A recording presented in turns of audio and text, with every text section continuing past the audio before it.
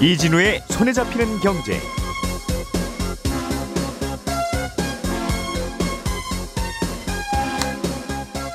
안녕하십니까, 이진우입니다. 우리나라 수도권 전세 월세 가격이 계속 상승세를 보이고 있는 가운데 이게 다 불편한 전세보증보험 때문이라는 목소리가 나오고 있습니다. 빌라는 가입 기준이 너무 엄격하고 아파트는 실거주 의무 때문에 또 보험 가입이 어렵고 그래서 그렇다는데 이 소식 좀 들어보겠고요. 우리나라 1인당 국민 총소득이 사상 처음으로 일본을 앞질렀습니다. 수출은 늘어나고 수입이 좀 줄어든 덕분이라는 게 한국은행의 설명인데, 하지만 통계 기준이 바뀐 영향도 꽤 있어서 아직은 큰 의미를 두기 어렵다는 지적도 함께 나오네요. 이야기 들어보겠습니다. 배를 만들 때 필수적으로 사용되는 철판, 이걸 업계에서는 후판이라고 부르는데, 이 후판의 가격을 두고 조선업계와 철강업계 간의 줄다리기가 요즘 팽팽합니다. 두 업계 모두 이 후판 가격에 각자의 사활이 달려 있어서 협상이 어렵게 진행되고 있다는데, 이 소식도 자세히 들어보겠습니다. 6월 6일 목요일 손에 잡히는 경제 시작합니다.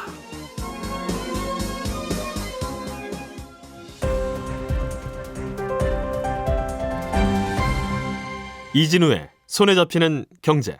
네, 오늘은 손에 잡히는 경제 박세훈 작가, 손서구 경제뉴스 큐레이터, 그리고 행복자산관리연구소 김현우 소장, 이렇게 세 분과 함께합니다. 어서 오세요. 네, 안녕하세요. 자, 전월세 이야기부터 네. 좀 해보죠. 오른다 뭐 계속 올 초부터 들었던 이야기입니다만 네. 계속 오르나 봐요. 네, 앞으로도 오를 것 같습니다. 지난주 수요일에 이슈 인터뷰 시간에서도 전세가가 1년 넘게 오르고 있다, 이 소식을 전해드린 바가 있었는데요. 이게 전세보증보험 문제 때문에 이런 현상이 당분간 계속될 수 있고, 또 전세뿐만 아니라 월세도 지금보다 더 오를 수 있다는 소식입니다. 전세가 계속 오르다 보니까 최근에는 국민평형이라고 부르는 85제곱미터 아파트에선 뭐 전세보증금 6억 원 미만 비중 점점 줄고 있다. 그리고 그보다 면적이 작은 아파트는 6억 미만 전세 비중이 늘고 있다, 뭐 이런 뉴스도 있는데요. 결국은 예. 뭐 큰 아파트나 작은 아파트나 전세 가격은 오르고 있다는 뜻입니다. 이런 상황에서 전세보증보험이 더 불을 붙이고 있는 거예요? 무슨 연관고리가 예, 있습니까? 아파트 전세 가격 올라가고 빌라 월세 가격 올라가는데 이 전세보증보험 때문인 것도 있습니다. 그러니까 대규모 전세 사기 일어난 이후에 전세로 들어갈 땐 전세보증보험 가입은 필수잖아요. 특히나 이제 빌라나 오피스텔 같이 시세를 파악하기 어려운 이제 비아파트는 더더욱 그런데, 아파트처럼 뭐 매매하고 전세 시세 파악이 용이하면 뭐 상대적으로 전세보증보험 가입하지 못하더라도 어느 정도 안심은 할 수 있습니다.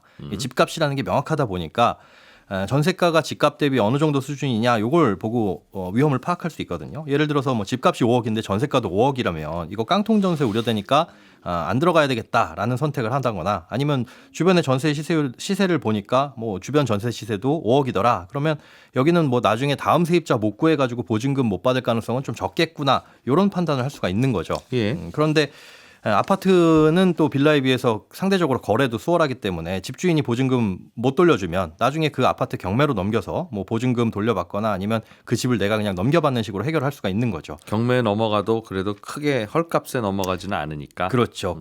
이게 헐값이냐 아니냐라는 적정한 가격을 일단 세입자가 미리 파악을 할 수 있으니까 어느 정도 안심이 될 수 있는데, 빌라는 이게 뭐 사실 얼마짜리인지 경매 넘어가면 얼마에 팔릴지 알 수가 없죠. 없죠. 예. 주변 시세라는 것도 없고, 그러다 보니까 오직 전세보증보험 가입만이 유일한 안전장치인데, 지금은 전세가가 공시가, 집값 이 공시가의 126%를 넘어가게 되면 보증보험을 가입할 수가 없게 됩니다. 근데 집주인 입장에선 과거 전세 세입자가 그보다 높은 이 보증금을 내고 들어와 있다면 이 차익을 내어줘야 될 텐데, 3억에 들어온 세입자를 내보내기 위해서 이제는 2억 5천 보증금밖에 못 받는다. 그러면 이제 5천만 원만큼은 손해인 거잖아요. 네. 차익을 내놓아줬는데 그냥 아이고 손해보고 말아야겠네 할 수가 없으니까, 집주인이 그만큼 뭐 돌려줄 여유가 있다고 하더라도 기존보다 감액되는 부분을 월세로 돌리는 선택을 할 수밖에 없게 됩니다. 집주인은 예, 예. 그렇죠. 그러니까 그 이상 받게 되면 아무래도 세입자 월세든 전세든 안 들어오게 될 거고요.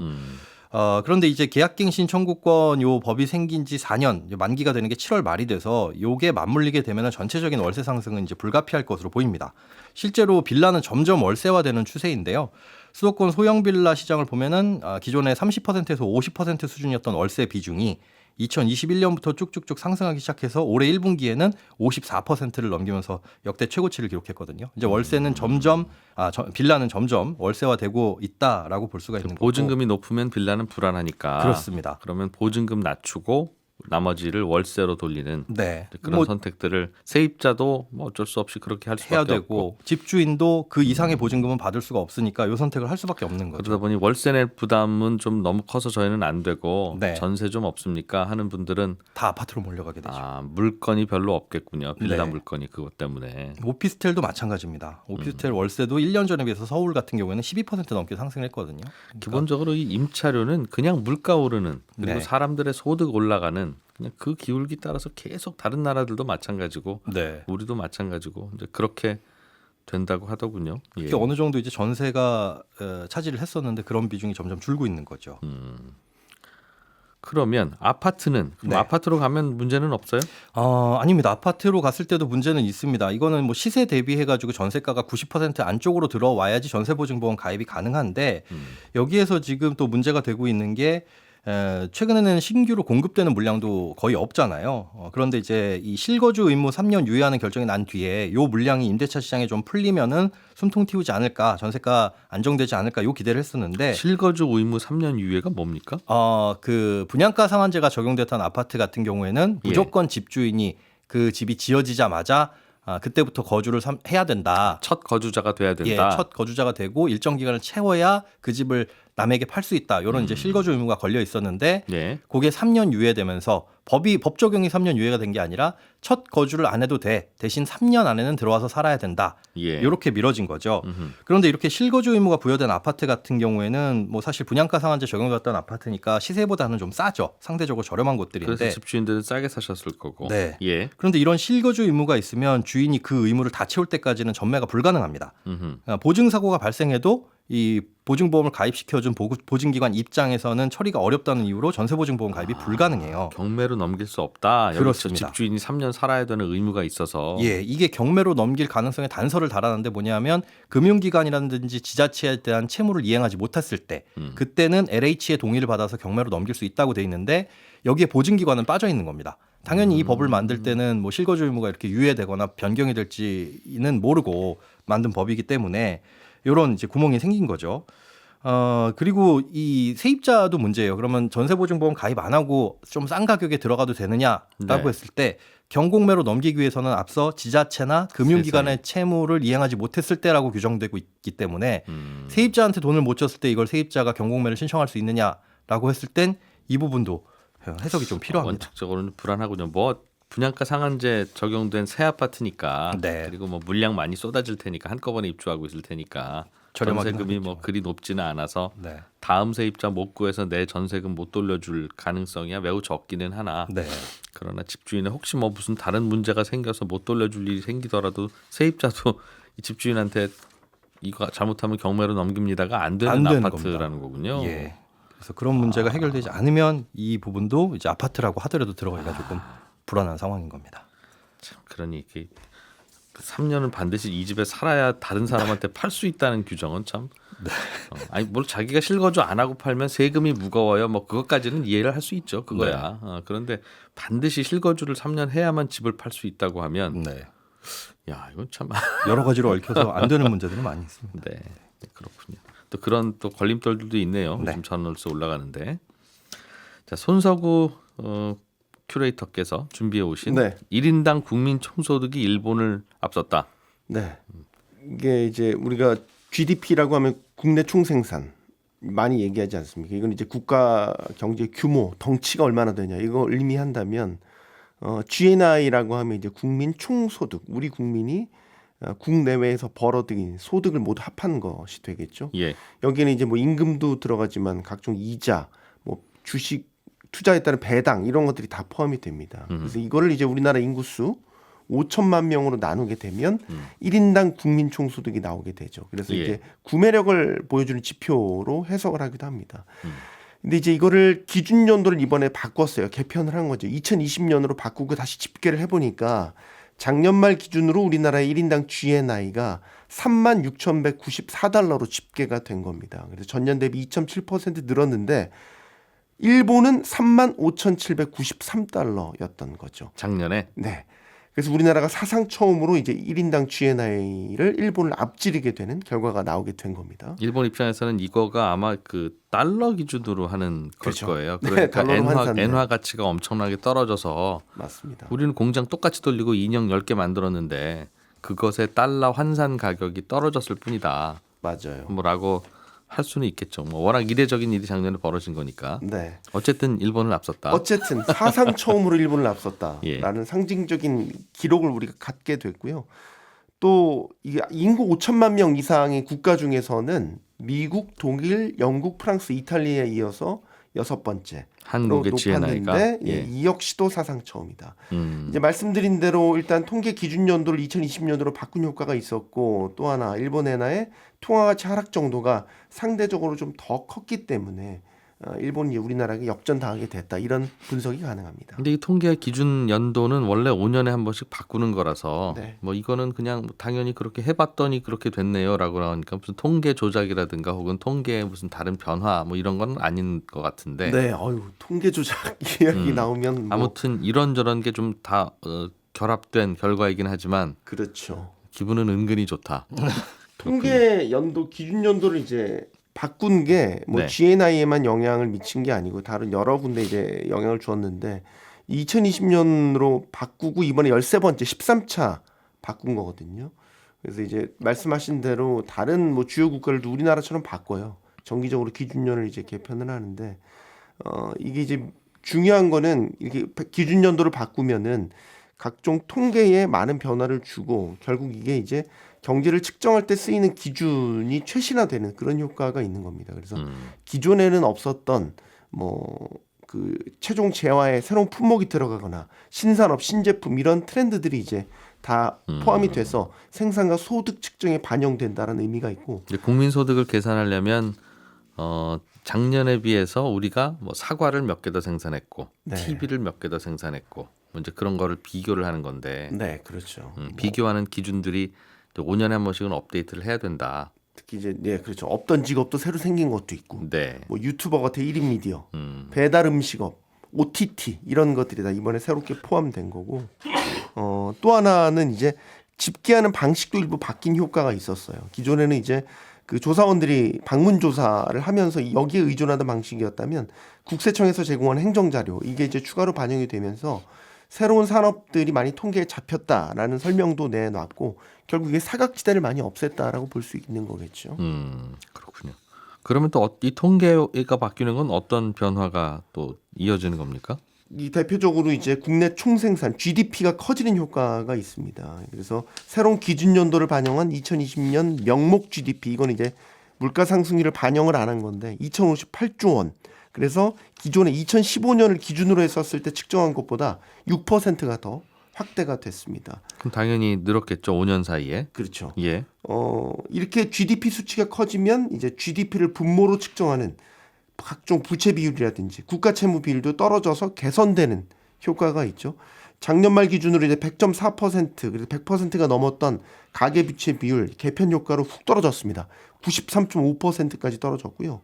국가 채무 비율은 50.4%에서 46.9%로 또 3.5% 포인트 내려갔고요. 그게 무슨 말이에요? 그러니까 GDP 대비 뭐 GDP 그렇죠. 대비 가계부채 비율, 맞습니다. GDP 대비 정보부채 비율 할 때 그 GDP 대비의 그렇죠. GDP가 맞습니다. 분모가 커지니까 이제 분모로 나눈 다른 지표들이 다 숫자가 낮아지면서 이게 통계 캘린더가 바뀌면서 기준 연도가 바뀌면 그렇게 되는 건가 봐요. 그렇죠. 마법 같은 효과라고도 볼 수 있겠죠.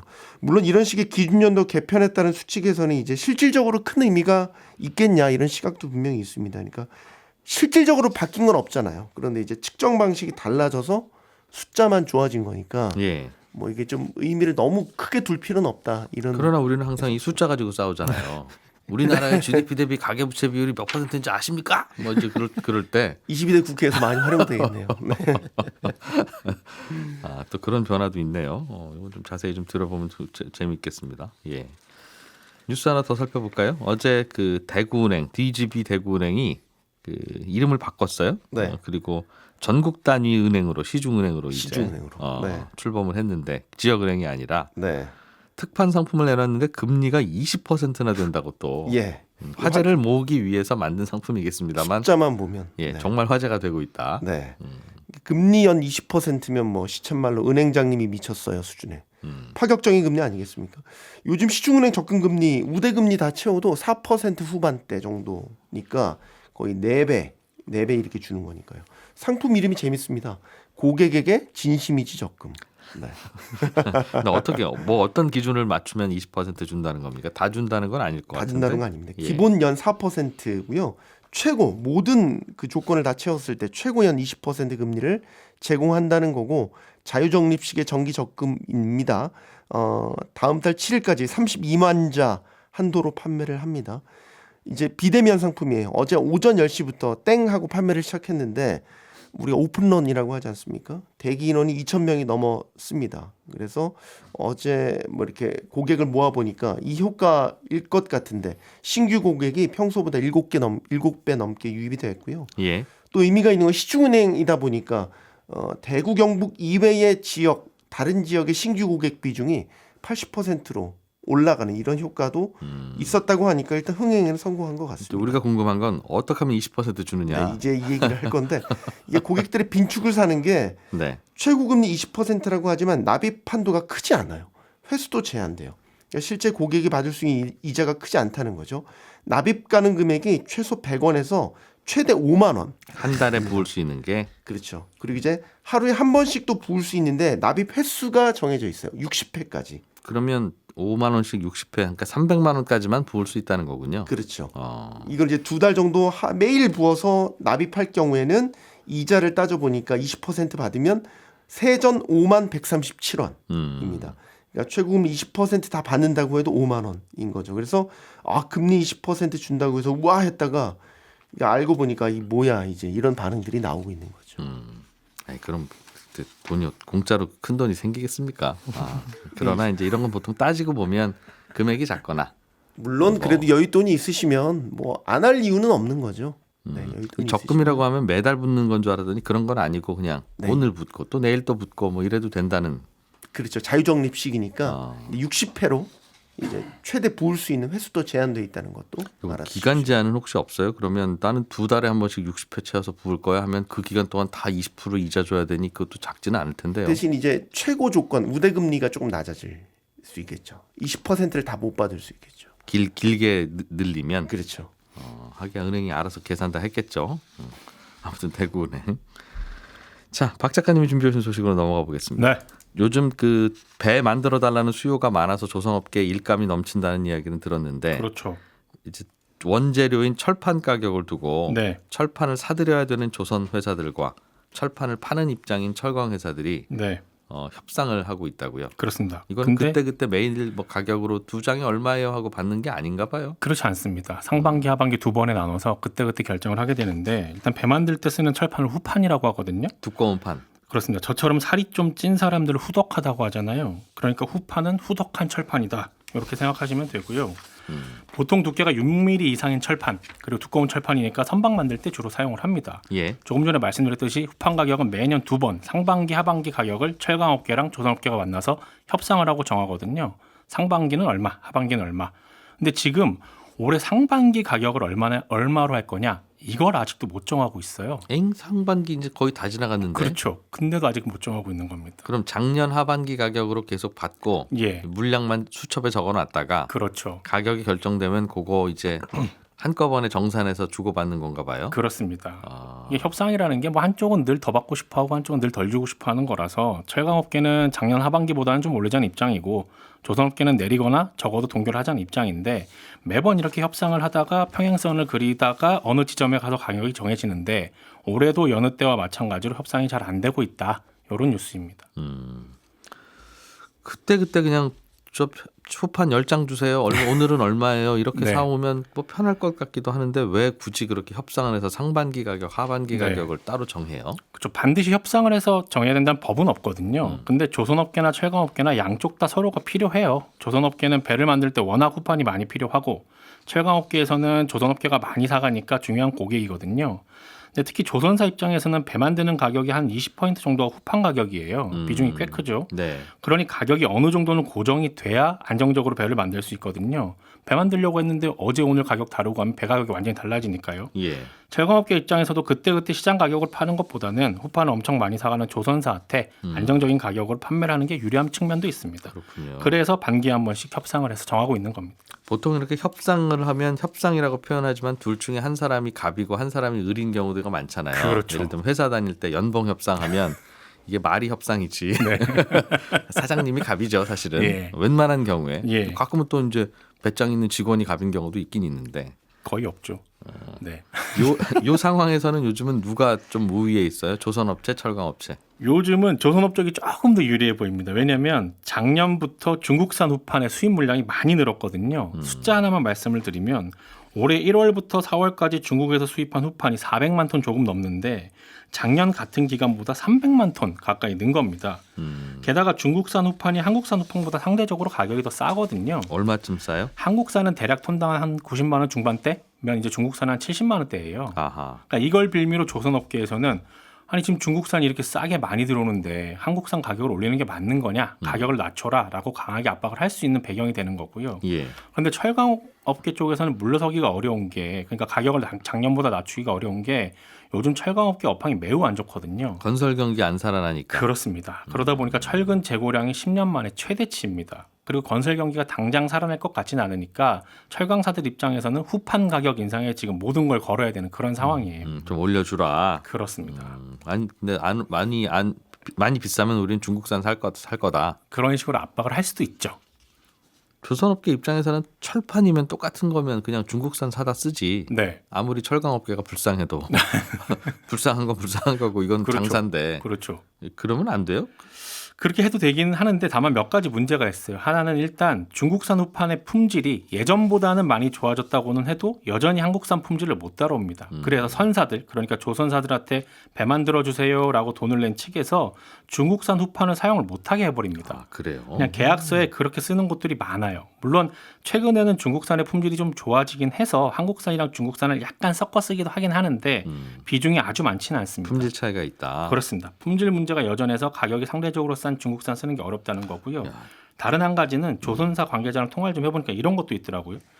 중국산이 언젠가 품질이 한국산만큼 좋아진다고 하더라도 가격이 싸다고 중국산을 쓰다 보면 의존도가 높아질 거고 그럼 나중에 중국 쪽에서 후판 가격을 마구 올려버릴 수도 있으니까 반반씩 섞어 써야 된다. 그렇습니다. 그러다 보니 한국산 후판을 써야 되는 상황이기도 하고 그리고 중국산 경우에는 납기를 제대로 맞추기가 어렵다. 그런 단점도 있더라고요. 하여튼 싸다는 거 이외에는 다 단점이군요. 그렇습니다. 그래서 이래저래 조선사 입장에서는 한국산을 써야 되는 이유들이 이유도 있는 거죠. 있고 네. 그래서 6개월에 한 번씩 협상하는데 요즘 그 협상이 진행 중이고 예. 철강업계는 마음이 급하다. 그렇습니다. 네. 예, 저희는 또 내일 아침 8시 30분에 모여서 경제 뉴스 재밌게 전해드리겠습니다. 저는 이진우였습니다. 들어주신 여러분 고맙습니다.